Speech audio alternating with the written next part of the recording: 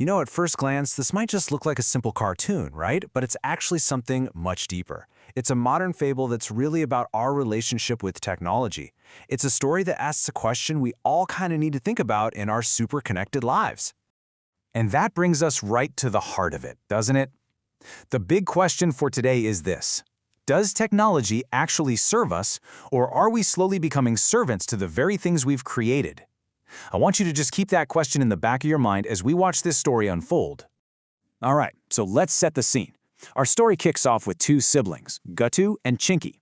Life for them was pretty normal, But that all changed one day after school, when their friend Pinky showed them a piece of tech that was about to turn their world upside down. I mean, just think about the magic of that promise for a second. A robot that could do anything you wanted just by talking to it. For Guttu and Chinky, this wasn't just some cool gadget. It was like a magic wand, a wish just waiting to come true. And that little seed of desire? Yeah, it was officially planted. So, what do you think happens next? Well, after seeing Pinky's robot, Guttu and Chinky were totally desperate to get one of their own. There was just one tiny problem. They had to convince their parents, who were, let's just say, a little skeptical. So, how did they pull it off? Oh, with some seriously clever arguments. They promised they'd be more productive, that they'd have way more time for homework, that they'd even get more creative. Sound familiar? It's pretty much the exact same way we justify getting the latest phone or smart device. We tell ourselves it's not something we want, it's something we need to be more efficient. And guess what? Their plan totally worked. A few days later, a shiny new robot showed up at their door. They decided to name it Super, because just like a superhero, it seemed like it could do anything they asked.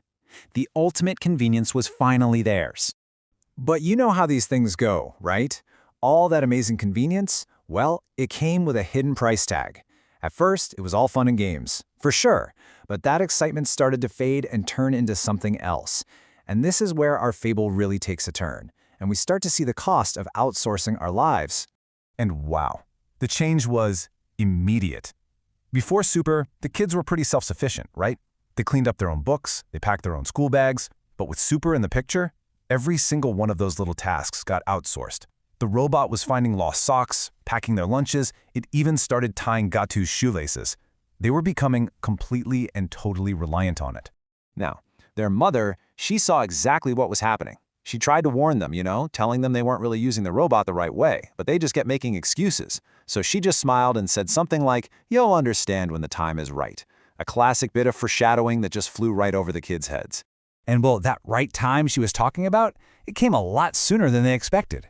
One afternoon, Guttu and Chinky get home from school, all ready to rattle off their usual list of commands for Super, but this time, something was very, very wrong. Chinky just walks in the door and says it, probably without even thinking. "Super, take my bag." A command she'd probably given 100 times before. She just took it for granted. And nothing. Just silence. Super, their loyal, obedient helper, was completely still. It was like the magic had just vanished. The convenience had literally been unplugged. So what happened? The reason was pretty simple.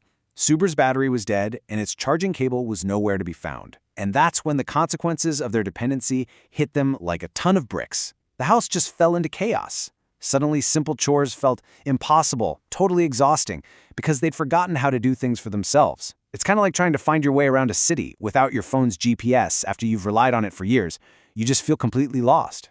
It was right there, in that moment of chaos and frustration, that the light bulb finally went on for Guttu and Chinky. They finally got what their mom had been trying to tell them all along. They were about to learn a lesson that was going to stick with them for a long, long time. That's when their father sat them down and explained the real moral of the story.